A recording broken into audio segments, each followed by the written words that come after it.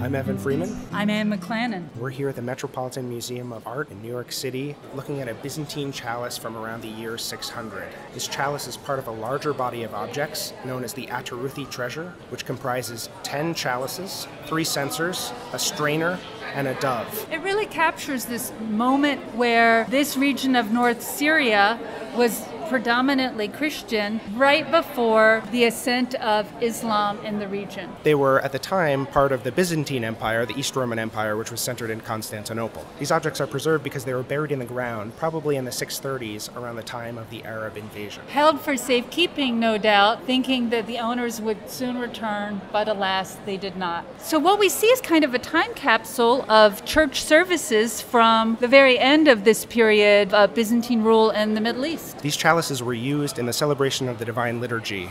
The chalice would have sat on the altar next to the paten or discos, the chalice holding the wine and the discos holding the bread, which would be transformed into the body and blood of Christ, which was then consumed by the worshippers. The chalice consists of a large bowl for holding the wine, a flaring foot with a round knob, and we see a foliate ornament wrapping around the top of the bowl, adorning the arches on the knob and around the bottom of the foot. I wonder if form follows function, and when we look at the gold gilt knob on the base, if that actually helped people hold this chalice. There are 6 saints depicted on the bowl of this chalice. They're situated under arches, an arcade. We see Christ on one side, the Virgin on the opposite side, a figure who is probably Saint John the Baptist. There's a deacon saint holding a censer. There's a military saint thrusting a spear through a serpent or dragon, and a youthful saint holding a staff and a book. Isn't that figure in the very front a youthful image of Christ with the cross markings on his halo?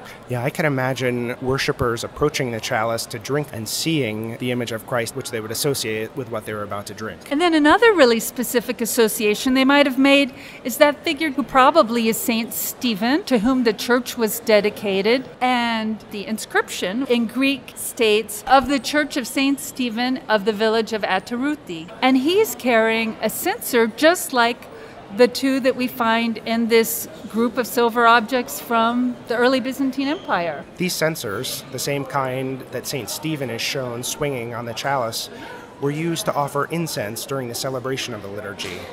It would have contained a charcoal, and incense would have been put on top of it, and the smoke would have filled the church with a pleasant odor.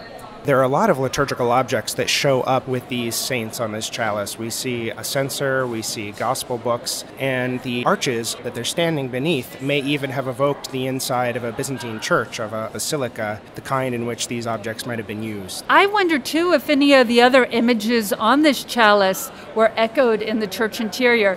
I love that military saint in armor on the other side. There he is shown trying to slay a dragon.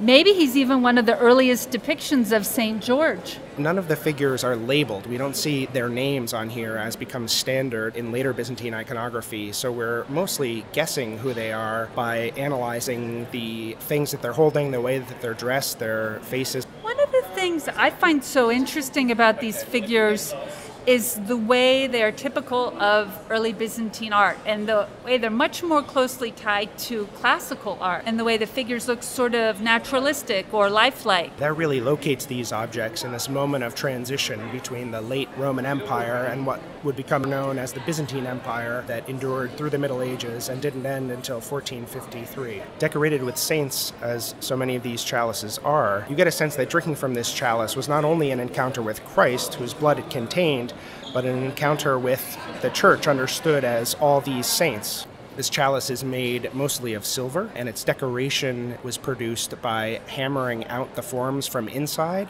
and then hammering and incising from the outside. And all of those details are so beautifully highlighted with the gold gilding.